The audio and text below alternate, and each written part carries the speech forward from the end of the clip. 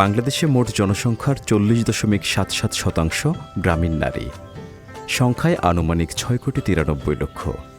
কৃষিক্ষেত্রে গ্রামীণ নারীর অবদান অশেষ। বাংলাদেশের 50% কৃষি খামার গড়ে উঠেছে তাদের শ্রমে ও ঘামে। কিন্তু কৃষক হিসেবে এই দেশে নারীর কোনো স্বীকৃতি নেই। ভূমিহীন নারীর অধিকার শর্ত সাপেক্ষ। তাই উপেক্ষা, অপেক্ষা আর প্রতীক্ষায় থেকে থেকে গ্রামীণ ভূমিহীন নারীরা আজ প্রান্তজন। বাংলাদেশে নারী কৃষকদের কোনো সংগঠন নেই, তবে ধীরে ধীরে নারী কৃষকদের সংগঠন জনসমবায় গড়ে উঠছে। Association for land reform and development ALRD গ্রামীণ ভূমিহীনদের সংগঠিত করে গড়ে তুলছে জনমানুষের সমবায়, জনসমবায়। যৌথ চাষাবাদ, পারিবারিক কৃষি ও জৈব কৃষি চর্চাকে এগিয়ে নেয়া এবং প্রান্তিক মানুষের ভূমিসত্ত্ব ও সরকারি পরিষেবায় প্রবেশাধিকারের লক্ষ্যে 11টি সহযোগী সংস্থা বাংলাদেশের 10টি জেলার 120টি জনসমবায় দলকে সহযোগিতা করে যাচ্ছে। এ উদ্যোগের পাশে এসে দাঁড়িয়েছে জার্মান সংস্থা মিজেরিয়র। জনসমবায় দলের নারী কৃষকেরা যৌথভাবে পুঁজি গঠন ও বিনিয়োগ করছেন। নিজেদের উৎপাদিত কৃষি পণ্য ও ফসল বাজারে বিক্রি করছেন। এভাবেই প্রান্তিক, আদিবাসী ও নারী কৃষকদের অর্থনৈতিক সম্ভাবনা জেগে উঠছে।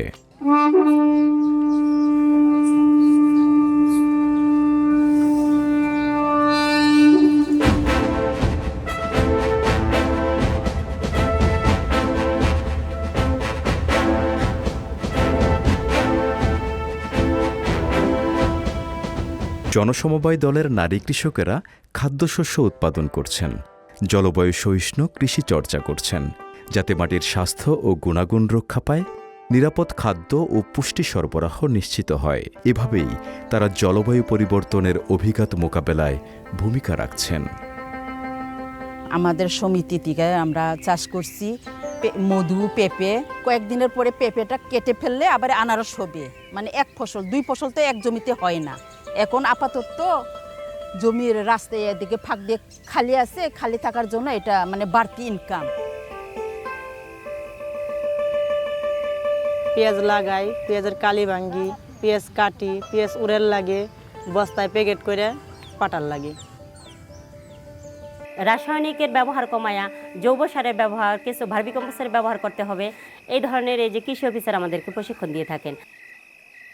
বিএফের যে ক্ষুদ্র প্রান্তিক নিয়ে যে কৃষক গ্রুপগুলো করতেছে, এরাও সুবিধা পাইতেছে, সঠিক পরামর্শটা পাইতেছে। এখন যখন নাকি এই যে বিএফএফের নলেজ শেয়ারিং মিটিংয়ে আমি আসি, একত্রে দেখা গেছে 25 জন, আমি একটা কথায় 25 জনকে বললে একজনের মেসেজ দিতে পারতেছি, এটা বড় সুবিধা। আবার ওখান থেকে কেউ যদি একটা কোনো পরামর্শ চায়, সেই পরামর্শটা 25 জনের একাত্রে শুনতে পারতেছে। বাংলাদেশের নারীর আর্থসামাজিক উন্নয়ন হলেও কমেনি নারীর প্রতি বৈষম্য। নারীর প্রতি বৈষম্যমূলক প্রথা ও চর্চা নারীর সমমর্যাদা ও অধিকার আদায়ের পথকে করছে বাধাগ্রস্ত। আমাদের জনসমবায় করার সুবিধা হচ্ছে এখানে নির্ভরশীলতা নেই, আছে স্বাধীনতা। এখানকার সদস্যরা প্রতিকূলতাকে সামলায় সবাই মিলে। নেই ঋণের বোঝা, আছে সঞ্চয়ের স্বস্তি। সবার সম্মতিতেই নেওয়া হয় সিদ্ধান্ত। যৌথ চাষাবাদেই আনন্দ। লাভ হলেও সবার, ক্ষতি হলেও সবার। জীবনযাপনে জনসমবায় যোগায় অনুপ্রেরণা, জাগায় ভালোবাসা প্রান্তজনে।